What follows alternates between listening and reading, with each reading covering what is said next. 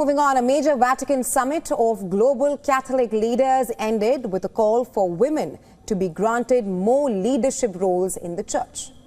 But stopped short of calling for women to be ordained as clergy. The gathering that included cardinals, bishops and lay people from more than 110 countries also did not take a stand on the inclusion of LGBTQ+ community, despite discussions that it might call on the church to be more welcoming. Pope Francis called the month-long summit known as Synod of Bishops to consider the future of the worldwide church. It was the second of the two gatherings over a year and featured closed-door discussions among 368 members with voting rights, including nearly 60 women. Advocates for greater roles for women in the church had hoped that this might call for women to serve as deacons.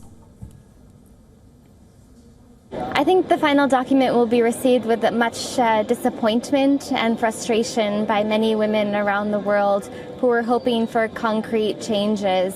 The document offers some very generous platitudes around women's equality and yet fails to provide concrete steps for how those might be implemented.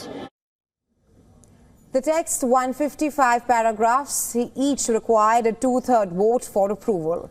The paragraph on women deacons received the most number of votes, that is 258 against 97, but still passed. Though the Father hasn't said women will be ordained deacon, he has not said women will not be ordained deacon.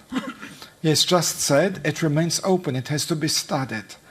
And if I understood correctly how that study group is functioning, it is first looking at what the women have done in history and can do in the church in sense of leadership, spiritual leadership, community leadership and so on, without ordination.